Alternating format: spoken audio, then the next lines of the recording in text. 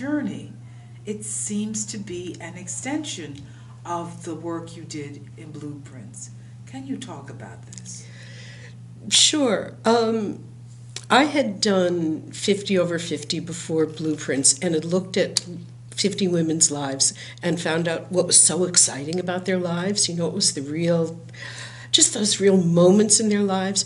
And when I did Blueprints, I was thinking, okay, we can create a plan and people can follow a plan and they too can enrich their lives. And I realized I had overlooked a big piece of this. I had realized that you have to work on the inside.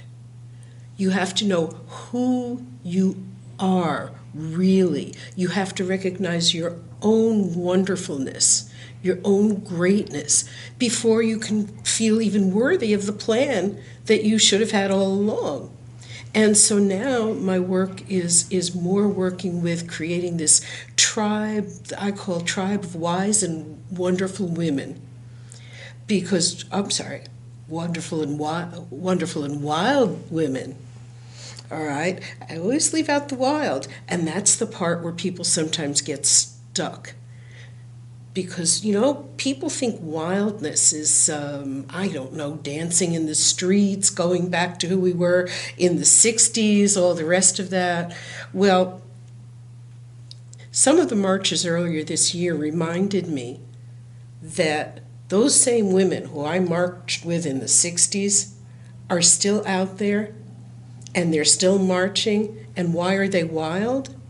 They're wild because no matter what they've done, they've built a vibrant life.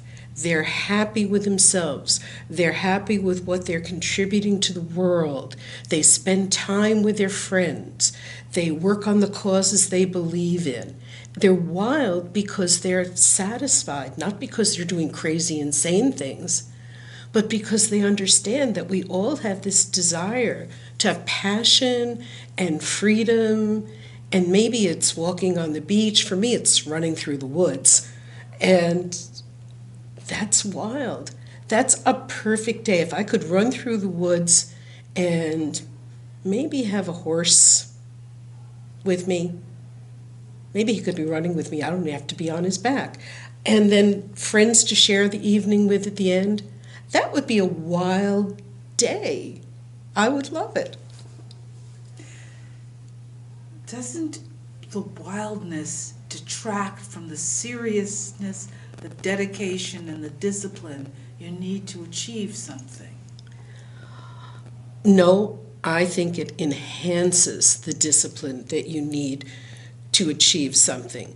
Because another way of looking at wild is a word that I believe in and feel, but don't necessarily use because it gets overused or used wrong. Passionate. All right. Wild women are passionate. Amy Ferris is one of my favorite writers because you can read a paragraph of hers and she has freely expressed something that'll make me cry or make me think for days and days and days. And she's not afraid to express herself. She's a wild woman. A neighbor of mine is an artist. She expresses beautiful things on canvas. The rest of her life is very conventional. It's exactly what you'd expect. It's PTA, it's spending time with her husband. I think now she's got her oldest has a grandchild for her. And then she'll go downstairs to her studio and create these wonderful paintings that you can't help but stop and look at. That's wild. People who write, people who... You interview some of the most interesting people in the world. That's wild. So what's in the way of people accessing who they are in the way you're describing? Themselves.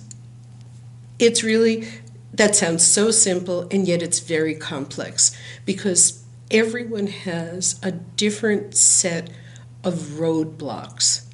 And this kind of comes back to some of the things that I talked about in blueprints, because when we look at goals in blueprints, I always insist people look at the roadblocks and what it takes to overcome those roadblocks. So for me, in the past few years, it's been a matter of letting go of things that I thought I should be doing, letting go of things that were fulfilling dreams that I no longer have. Right?